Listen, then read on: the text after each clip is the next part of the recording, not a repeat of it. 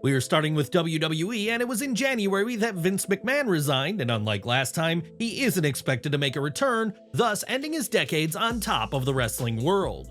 McMahon's resignation came around the same time WWE was finalizing its move into its new headquarters, but don't expect to see the ex-chairman make an appearance. On the latest The Insiders podcast, Conrad Thompson spoke with Tom Carlucci, a veteran of WWE who had been working under McMahon in various roles since 1987. In fact, Carlucci was considered one of McMahon's most steadfast associates before he was let go in the pandemic, though his wife is still employed by WWE and his son freelances for NXT. On the podcast, Carlucci recalled being inundated with inquiries about the allegations against McMahon, but in an act of loyalty, refused to speak ill of his former employer. He added, "I will never badmouth Vince. Now what's going on with Vince now is a totally different story. There's 3 sides to every story in my book, so stuff is gonna come out and you'll see it. I don't know anything about it, but it is what it is, as we all know."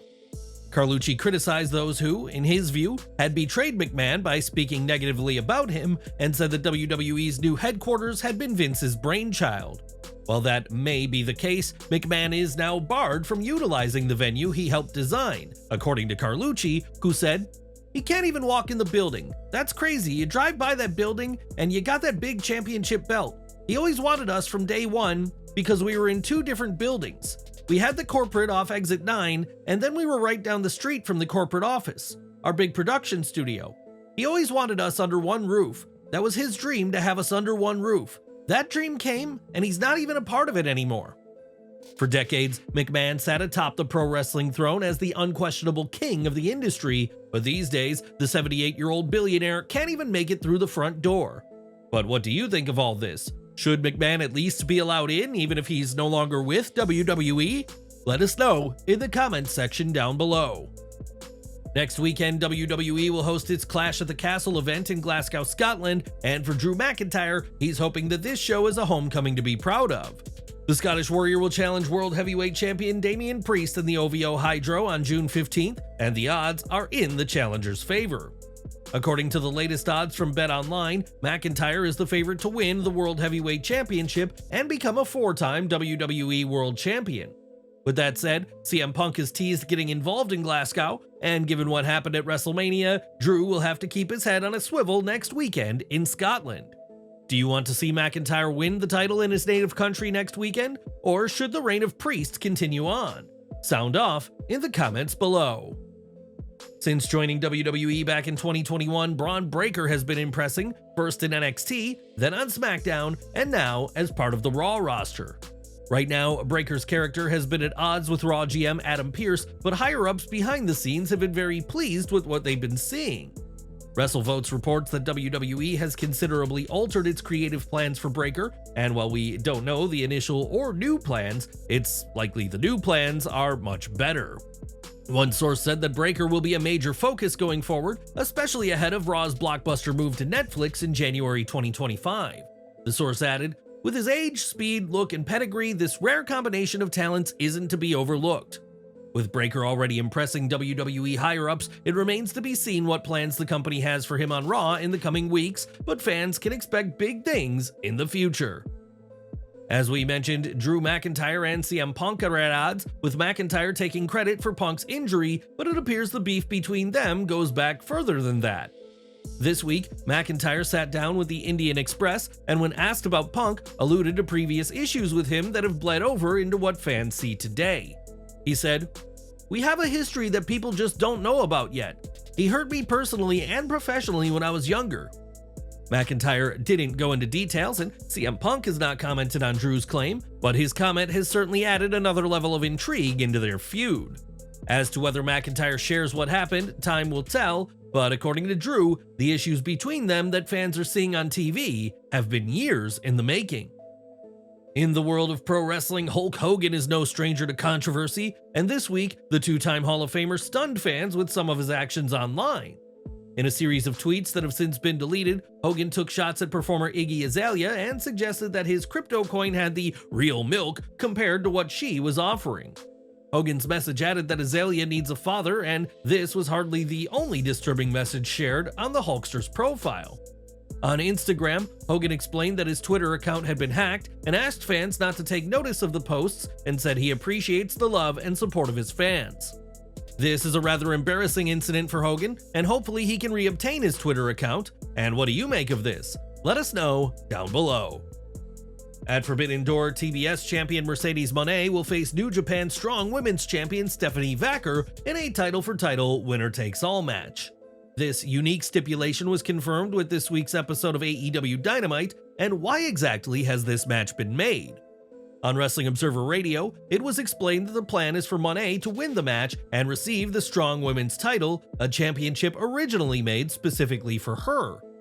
It was explained that the initial plan had been for Mone to hold the IWGP Women's title around the time a movie will be released featuring Stardom talent, but that plan has changed.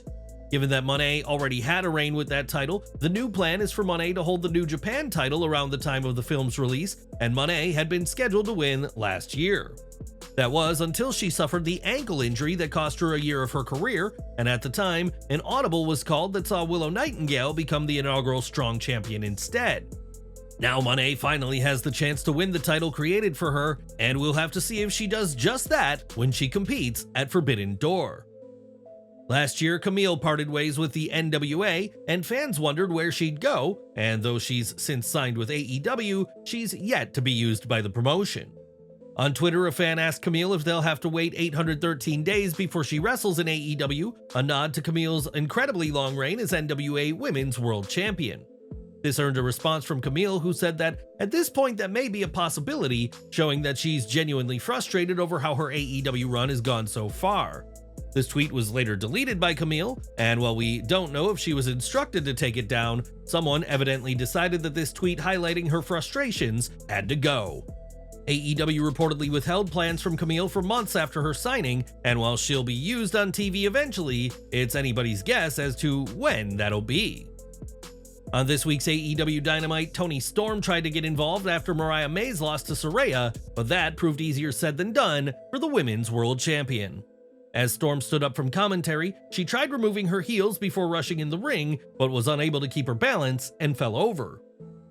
This embarrassing moment did at least make it easier for Storm to remove her shoes and rush to the ring, but this is a blooper the Timeless One will not want to repeat. Ever since he announced his torn triceps injury in January, fans have been eagerly awaiting the in-ring return of CM Punk, and that could be happening in a matter of weeks.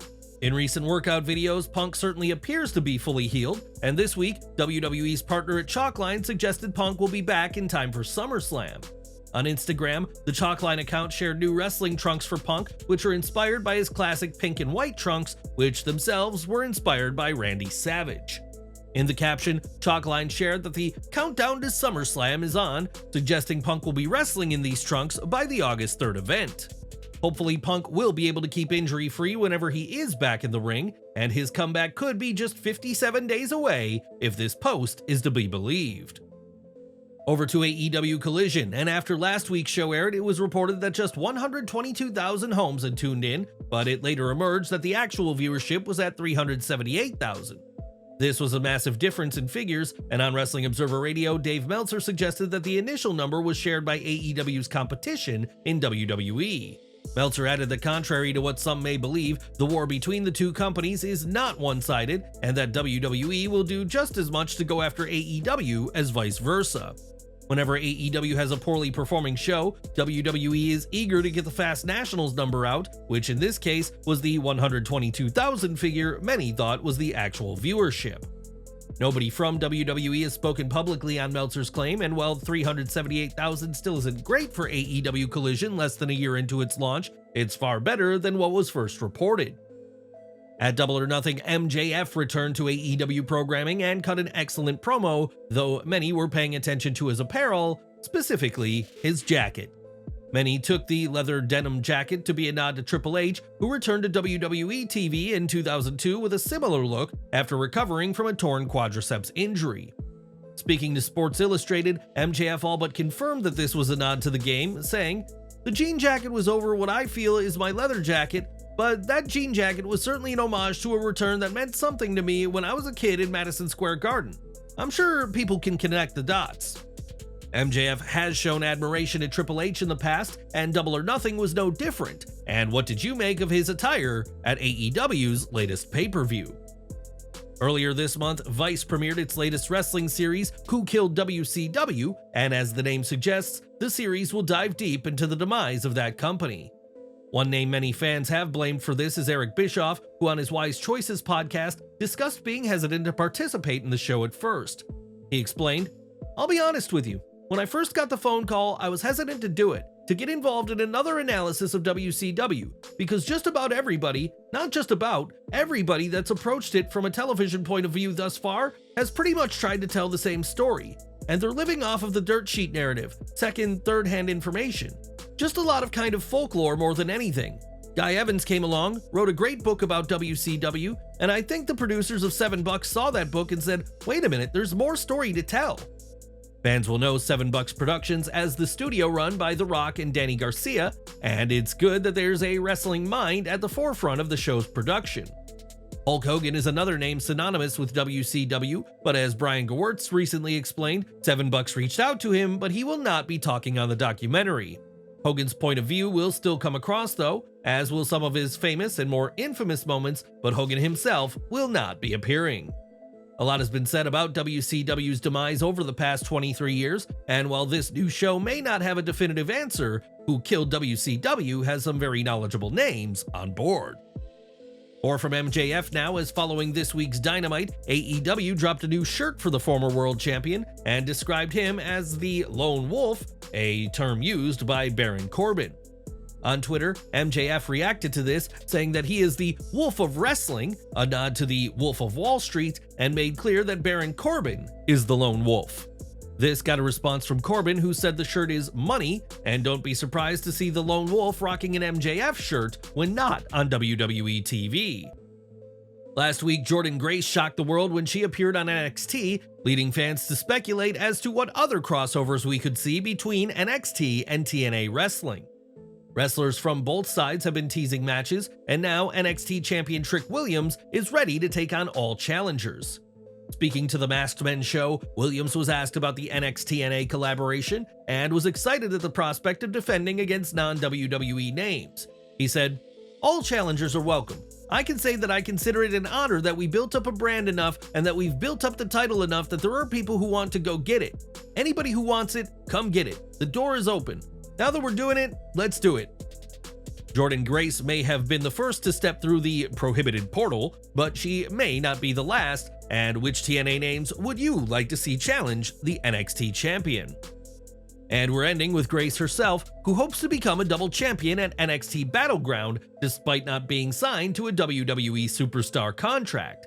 Instead, Grace has spent years establishing herself in the world of TNA wrestling, and in an interview with Mackenzie Mitchell, discussed never being signed to WWE. She said, "I really truly think it's been about timing. There's been a few times when my contract has been coming up and I've talked to WWE, and I kept staying at TNA because it's where I was comfortable and I didn't know how WWE was going to treat me. So it's just kind of crazy to me that it wasn't the time then, but it's the time now, and now I get the best of both worlds. Everything works out exactly the way it's supposed to." Grace's current TNA deal is set to expire in 2025, and do you think she should permanently move to WWE then? Sound off in the comments, and thanks for watching.